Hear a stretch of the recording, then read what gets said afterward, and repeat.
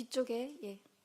YTN 황보혜경입니다. 그러면 그동안은 대선 위에서 어떤 부분들을 구체적으로 준비하셨는지, 또 이제 조기 대선이 현실화됐는데 당 차원에서 선관위 구성 등 어떻게 채비하고 계신지, 당대표 사퇴 시점도 구체적으로 정해졌는지 여쭤봅니다.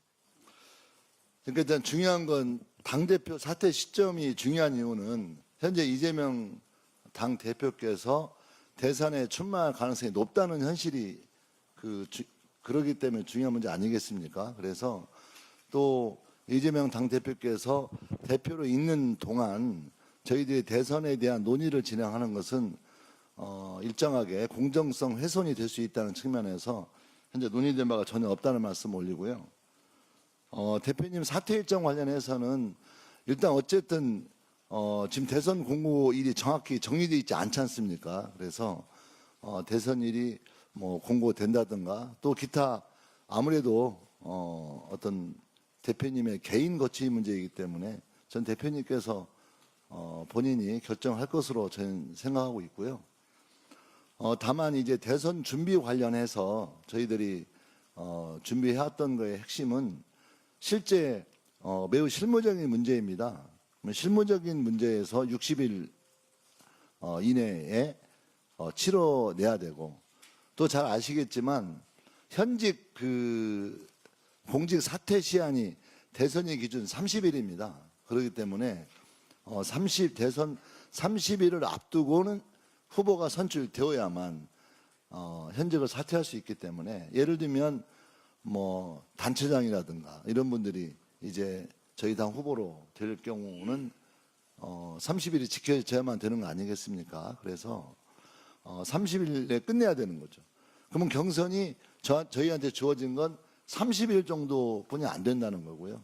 그렇다면 대선을 치르기 위해서 저희 당의 특별 당규를 결정하고 당원 당규 손질할 게 있으면 좀 정리를 좀 해야 되고 또 선거관리위원회 구성해야 되고 또 선거 실무에 대해서 준비를 하는 게 필요한데요. 이러저러한 준비를 해왔다는 말씀 올리고 실무적인 준비가 안 되었기 때문에 어떤 우리가 경선 룰을 정하거나 또 경선 준비하는 데에서 문제가 발생하지 않도록 그 일에 집중해야 했다고 생각하시면 될 것 같습니다.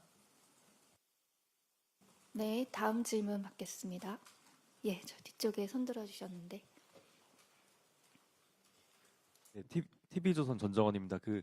이재명 대표께서 여론조사를 보면은 이제 유력한 이제 차기 대권 주자인 거는 뭐 변함없는 사실인데 지지율을 보면은 30% 어떤 박스권에서 이제 계속 유지를 하고 계신 모습인데 어떤 그런 또 지지도를 제고하기 위해서 어떤 당에서 뭐 이런 것은 과제로 좀 풀어야 된다 하는 보관이 있으시면 말씀해 주시면 감사하겠습니다. 일단 이재명 당대표께서 대선에 어떤 우리 당의 유력한 후보인 여론조사 지표에 대해서는 동의가 되고요. 다만 박스권에 갇혀 있다라고 하는 건 제가 볼 때 좀 여론조사 데이터가 다양한 결과가 나오고 있기 때문에 박스권에 갇혀 있다 이건 좀 동의가 안 되는 것 같아요. 그리고 실제 다자간 대결 구도에서도 50%가 넘는 득표율을 보여주고 있기 때문에 사실 야당 후보가 다자간 여론조사 데이터상 50% 넘는 경우는 사실 거의 없다고 봐야 된다고 저는 보고 있어서 실제 박스권에 갇혀 있다라고 하는 건 좀 뭐라 볼까 함께 공유할 수 있는 근거가 좀 다르다 이렇게 생각하고 있고요.